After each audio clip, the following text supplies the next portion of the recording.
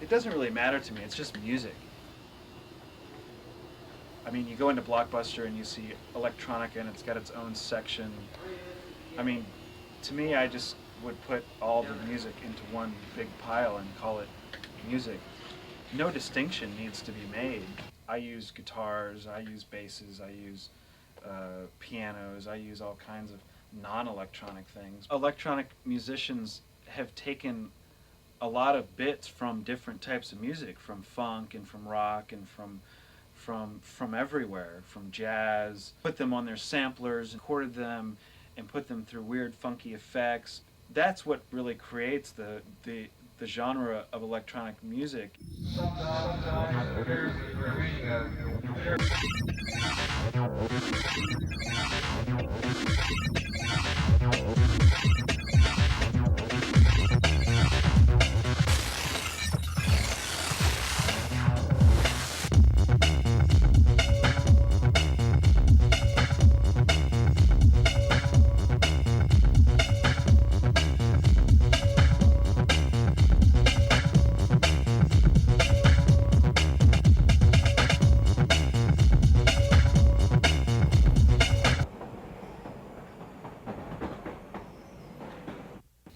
I think I've been making some sort of electronic music for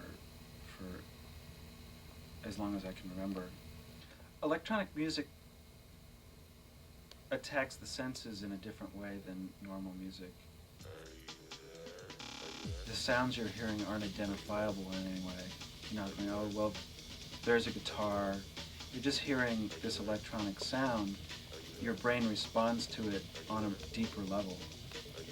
I've always tried to sit down and combine all the things that I hear from jazz, new wave, rock and roll, even like, you know, the sounds of a flowing stream, the sounds of crickets at night.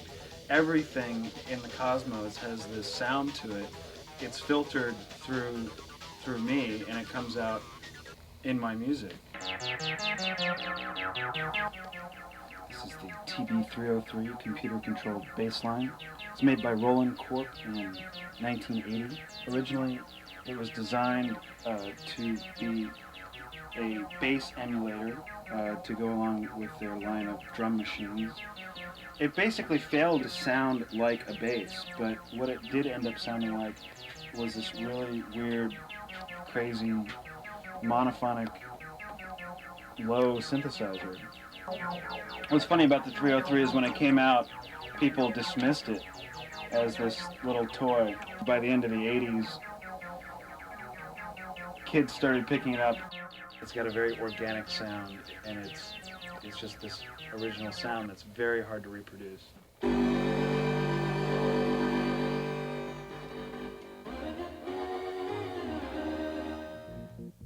I've really had a positive experience when it comes to the dance music scene or the electronic culture.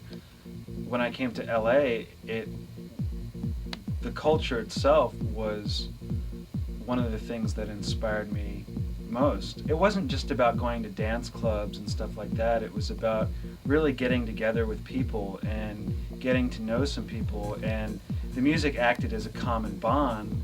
Everybody really got together and they enjoyed themselves. We got to the point where a club could not hold this feeling or this thing that we wanted to get across. You go out into the woods or into the desert and you bring a sound system and some DJs and you have a really good time. You have a feeling of community and a sense of family. I never experienced that with any other sort of music scenes, you know, goth scenes or grunge scenes or rock scenes. It's heavy metal scenes. It's always been very like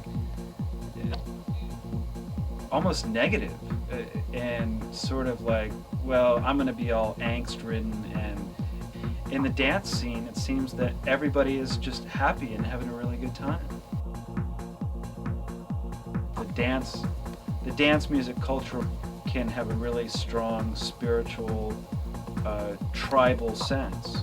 Basic human essence is to feel joy and to feel happiness. I think the spiritual nature of music is a very important thing. It's not just a song. It's definitely an expression. When I write a song, it's always has to do with an inner journey that I take. Just really feeling that power, that joy and that happiness. It all becomes part of a communication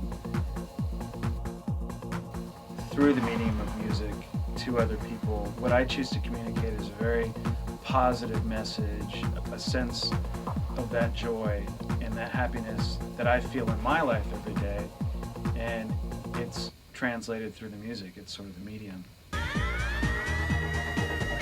Whether electronic music will be as popular now in 20 years, I can't really say. I would probably say yes, it's probably be more popular. Electronic music will just keep accelerating. It's been accelerating since the birth of the first synthesizer. Are electronic artists selling out by someone like, say, like William Orbit does a Madonna record, and all of a sudden Madonna has an electronic music CD. Underground music, by nature, works its way up. Anything that's valuable will be uncovered and exposed. Underground electronic music is like a diamond in the rough, so people like to dig it up and polish it up and put it out in more of a commercial way. It's fine with me. So what I'm into now, I'm sure Madonna will be doing in 5 years, so that's just cool with me. Maybe my high level of success hasn't come yet. I'm not really looking for it. I'm not really concerned with being a big star. I'm really interested in just making music and being real happy about it.